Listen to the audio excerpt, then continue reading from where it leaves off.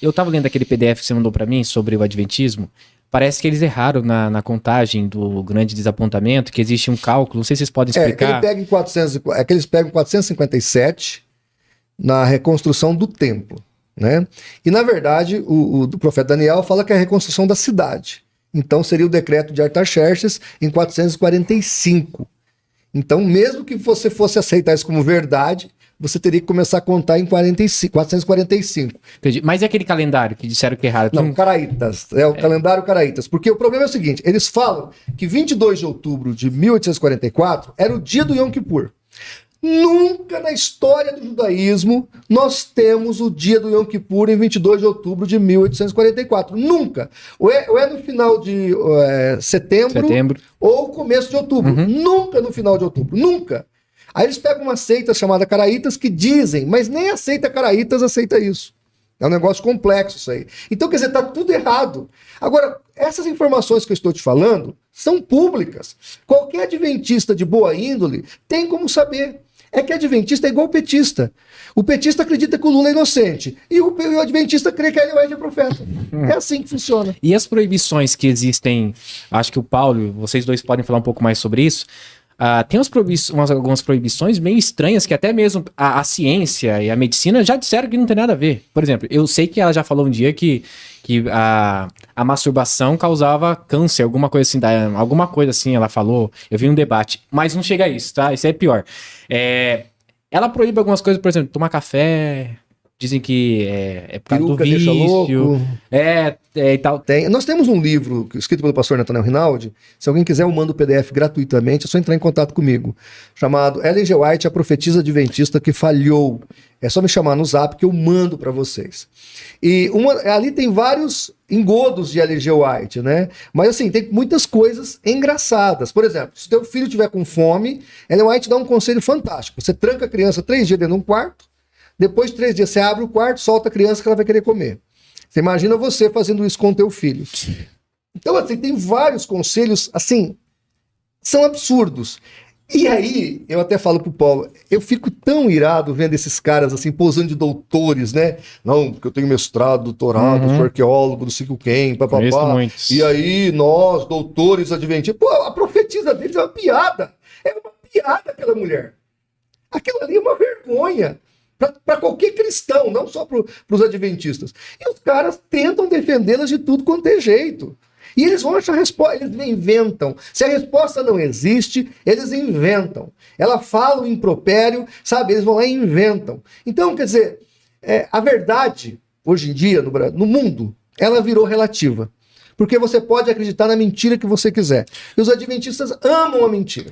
Você sabe que eles acreditam em ETs, né? Sim. Justamente por causa de Ellen White. A árvore da vida em um planeta. A árvore do conhecimento é a árvore da vida. Só a nossa que comeu a árvore do conhecimento. Os outros Adões no plural. Não pecaram. Só o nosso Adão. Tem a teoria de que Deus, a morada de Deus está na constelação de Órion, que ele voltará de lá, desse local, onde ele vai voltar. Né? A volta de Cristo vai ser a partir da constelação de Órion. Então, e tem muitas outras. Por exemplo, ela entrou no movimento da porta fechada, onde eles falavam que a porta havia se fechado em 1844, que apenas 144 mil queriam ser salvos, né? Então, as pessoas, eles não tinham mais motivo para evangelizar. Depois eles caíram em si, negaram tudo isso, né? E aí continuaram novamente passando pano. A questão que você falou aí sobre a cruz, né? Mas a expiação não está na cruz, está na cruz. A Bíblia diz que está na cruz. Só que para o adventismo sempre foi assim. A expiação não se restringe à cruz. A expiação, ela avança para o santuário celestial, onde Jesus está fazendo agora esse juízo investigativo. Então, existia até um livro na época, houve uma polêmica na época, em 1955, mais ou menos, com o Dr. Walter Marsh, que ele foi pesquisar os adventistas tal, e fazendo revisão de literaturas. E aí ele descobriu que os adventistas, eles acreditavam que a expiação estava não apenas na cruz, mas apontava para o santuário celestial. Isso é uma heresia. A Bíblia não fala nada disso. Né? Como é que você vai falar uma coisa que a Bíblia não diz? Então aí houve uma grande polêmica. Mas existia um grande teólogo da época, que era um dos bambambãs ali da década de 50 entre os adventistas, que tem livros escritos sobre isso. e que defendeu isso aí. O adventismo sempre defendeu que a expiação não se restringe à cruz. Sem falar na questão da natureza pecaminosa de Cristo, que Ellen White também defendia. Eu fiz um vídeo, Tá. deu um BO no meu Instagram, rapaz. Isso. Hoje existe uma corrente que fala que não, que nem Ellen White, nem o adventismo acreditava nessa natureza pecaminosa de Cristo. Só que existe uma corrente muito maior, e sempre existiu, que fala realmente que os escritos de Ellen White e os teólogos da época, todos os teólogos da época, acreditavam que Jesus tinha uma natureza pecaminosa. Tá? Em 2007, eles fizeram, se não me engano, é 2007, eles fizeram um lançamento, ou eles fizeram uma conferência para comemorar os 50 anos do livro Questões sobre Doutrina, que é o livro mais polêmico do Adventismo. Eu não tenho tempo aqui, talvez, para contar sobre a história desse livro. E nesse livro eles convidaram as principais referências teológicas dentro da igreja adventista. E as palestras estão todas em texto. E você pode adquirir essas palestras. É só entrar lá no seminário deles, o Wonders. Cara, a maioria dos teólogos antigos, eles dizem por A mais B. Eles acreditavam na natureza pecaminosa de Cristo. Sempre acreditaram nisso. Então, isso é uma heresia. É uma heresia. Uhum. Então, uma heresia vai chamando outra heresia. Por exemplo, a imortalidade da alma, em si, ela é uma heresia? Em si, não é uma heresia de perdição. Ela é um erro teológico, mas não é uma heresia de perdição. Mas qual que é o problema disso? É o problema para a cristologia. Porque se você acredita que Jesus é homem, de fato, cresceu como homem, e a sua alma é apenas a sua vida aqui, quando você morre, você deixa de existir, pô, Como é que pra onde foi Jesus? Não tem sentido, né? Pra onde que foi o criador da vida? Que ele diz, eu sou a vida. Não é eu tenho a vida, eu sou a vida. Então, Teria foi ficado Jesus. 3 dias sem existir. Não, só mais uma nota. Eu quero voltar lá na cristologia. Mas só mais uma nota. Adventista não crê em sono da alma. Eles usam o termo, mas eles não creem. Como os jeovistas, eles creem no aniquilamento. Quando você morre, você para de existir. Porque existe a doutrina do sono da alma, que é assim: o corpo morre, a alma o espírito vai até Deus e descansa em Deus. Essa é a doutrina do sono da alma. Para mim tá errado também. Mas não é essa. Eles ensinam o aniquilamento. Mas voltando a essa questão da natureza de Cristo, eu fiz um vídeo no nosso canal mostrando categoricamente Ted Wilson, presidente da seita, atual presidente, dizendo que Jesus nasceu com uma natureza pecaminosa e caída. O livro Estudos Bíblicos, páginas 141 e 142, diz que Jesus nasceu com uma natureza pecaminosa e caída. E eles mudaram, viu? E Mudaram os termos. Não, mudaram completamente. esse livro. Mas o desejado de todas as nações, a Ellen White fala que Jesus nasceu com uma natureza caída.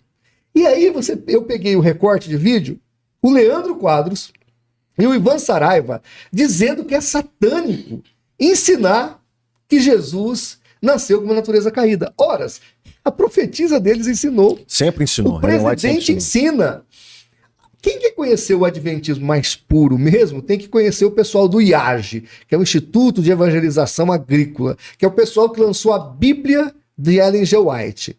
Lá você vai conhecer, inclusive eles não gostam desses multimídias da Novo Tempo, esse pessoal adventista mais ortodoxo, eles não gostam. Então, voltando aqui para a questão, aí o Leandro Quadros, nesse vídeo dele, ele diz assim: quem ensinar isso dentro da igreja adventista, que Jesus nasceu com uma natureza pecaminosa, deve ser exonerado e excluído de qualquer cargo. Ora, é o presidente. Ora, é a profetisa. Então, o que acontece? Aí esses caras vão pro debate, por que eles não querem debater comigo? Porque eu vou botar isso na cara deles, eu vou dizer, explica aí, amigo, como é que é? E vou insistir. E eles vão espernear. E eu vou continuar insistindo.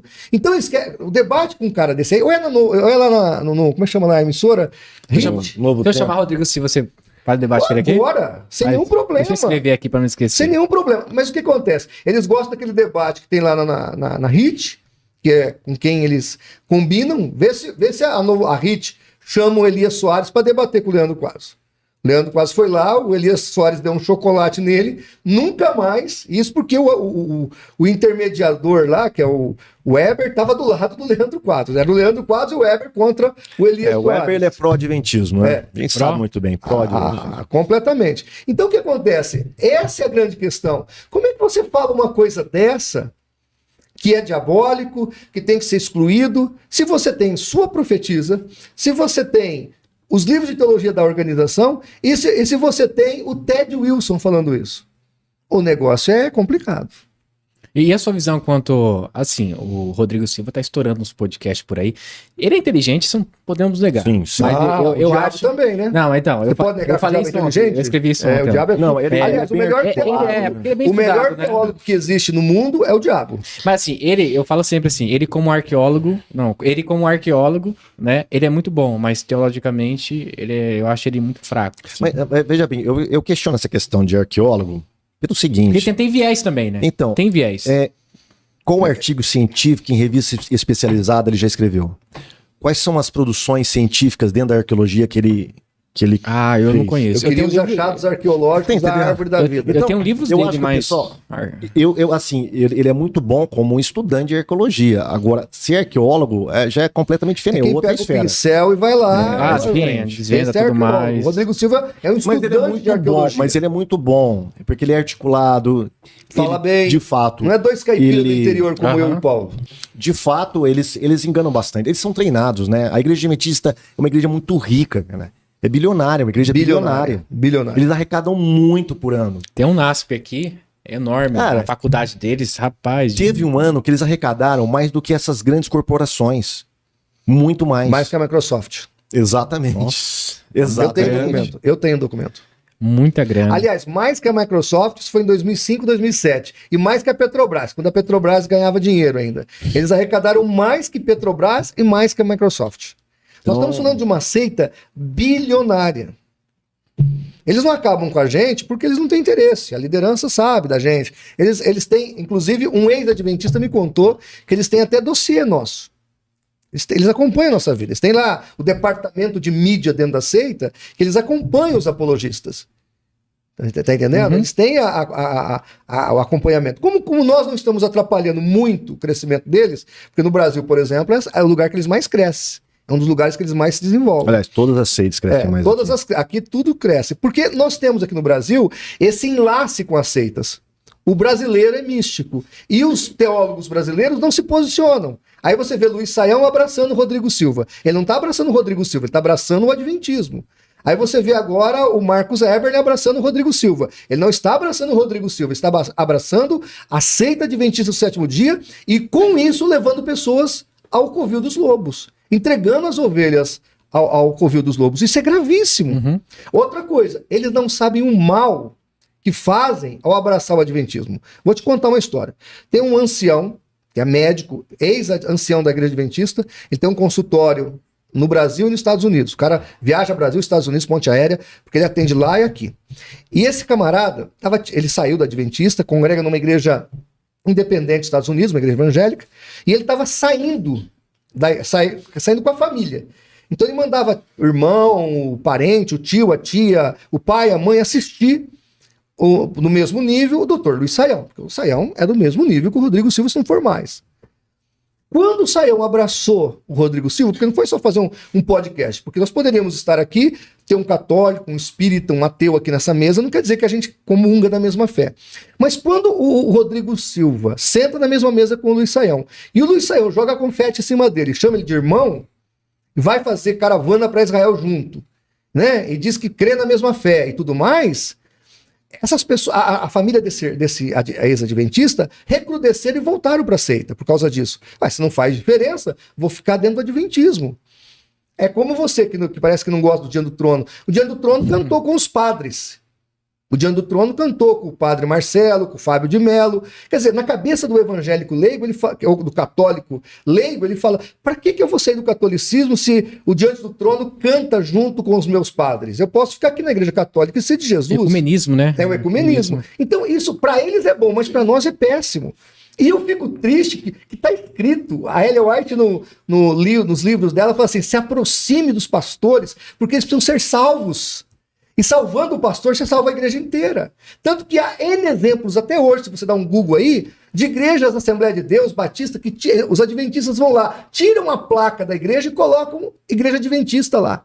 E os caras estão achando que isso aí é normal. Existem livros para evangelizar evangélicos entre os adventistas. Estudando juntos. Desde a época de Ellen White, eu não me lembro o livro agora que o pastor João Flávio fala, onde eles ensinam os pastores adventistas a se aproximar dos pastores evangélicos para ensinar as doutrinas adventistas. Tá? Sempre foi assim.